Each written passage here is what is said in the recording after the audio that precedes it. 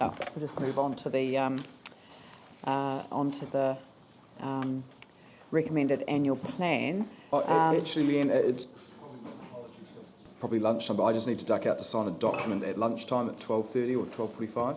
Yeah, but we're probably going to be having lunch then anyway. I've had a couple of requests to sort of kind of schedule the lunch break. So maybe if I schedule the lunch break for 12 to 1. So, okay, yep. So that covers everyone. I've got a 1 o'clock appointment that I'll now change to 12:30. So that's okay. No, but I think Glenn's got a commitment, so I'll rule in favour of Glenn on this occasion, and the lunch break will be from 12 to 1. Thank you. Right, so if we could just, well, actually, I just wanted to make a couple of quick points, just to kind of reflect on where we got to yesterday.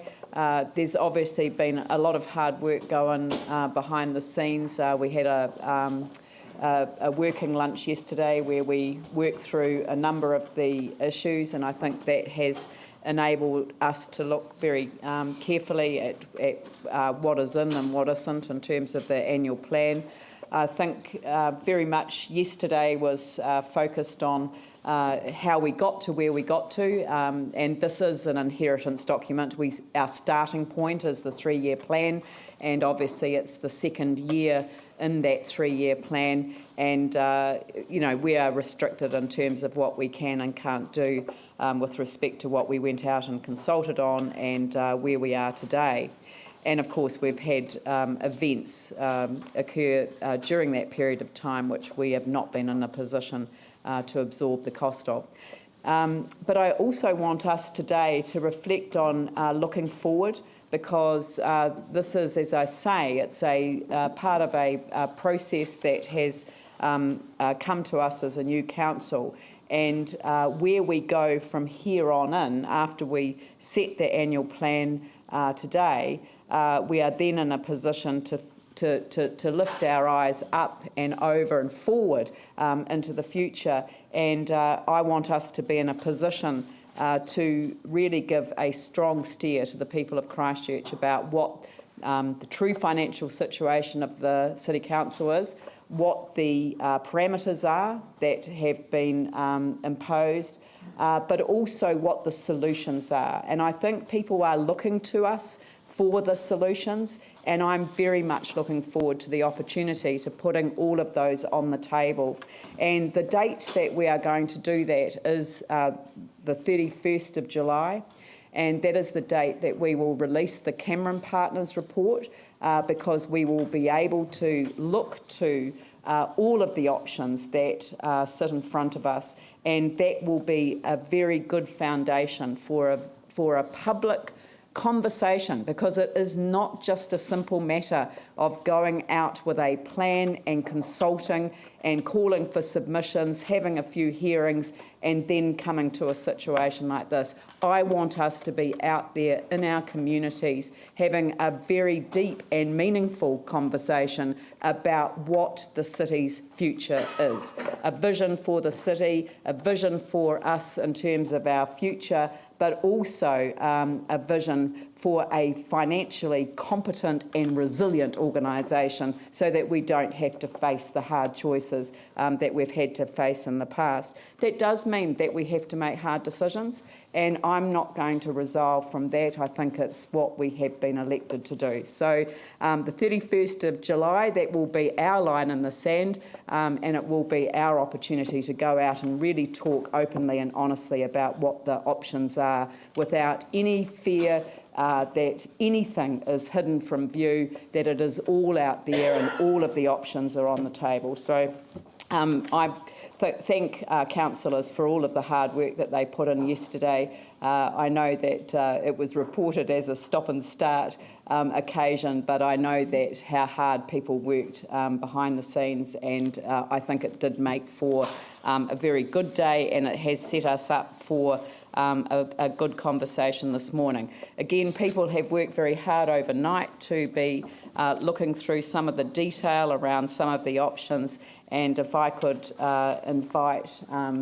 Peter Gudzel, our Chief Financial Officer, to return to the table, and I want us to be in a position to go through some of the proposals that have been worked on, but I also want to move and have seconded a recommendation. But given that hopefully we'll get to a position where we can amend that recommendation, I don't really want to do it straight away. So we might actually get that resolution on the table at morning tea time.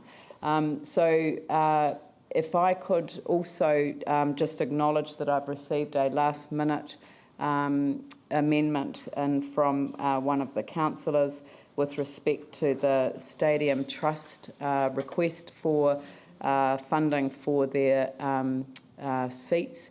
And I want to refer that particular resolution, not to accept that resolution. We agreed that the resolutions would be in by, well, the amendments would be in by Monday, to refer it to the Chief Financial Officer to meet with the Stadium Trust and to work through all of the issues that have been raised in the public arena, obviously yesterday in relation to our relationship with the Trust, but also to come back with a proposal that would be in line with potentially the use of our capital endowment fund, so that the council itself could consider what that position would be. So if people are generally happy with that course of action, I'll just refer it to the Chief Financial Officer to follow that course of action. Thank you. And so now we are going to circulate. Eh? No, it's just for you. Oh, okay, sorry. No, I'm now going to ask for some assistance, Peter, and you haven't been through this process before, as I haven't been through this process before, but I'm thinking that perhaps if we could go through the options that have been worked on overnight, then that would give us a starting position so that I can get the resolution that I move in line with the recommendations that the council is prepared to make.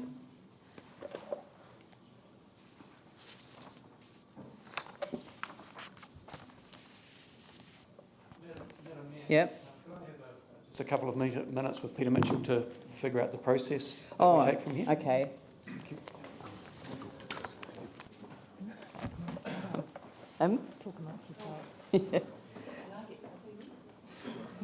Okay, well, look, I'll just adjourn the meeting for 5 minutes, just so everyone can take a quick break. Thank you. Yeah, I'll have a long break.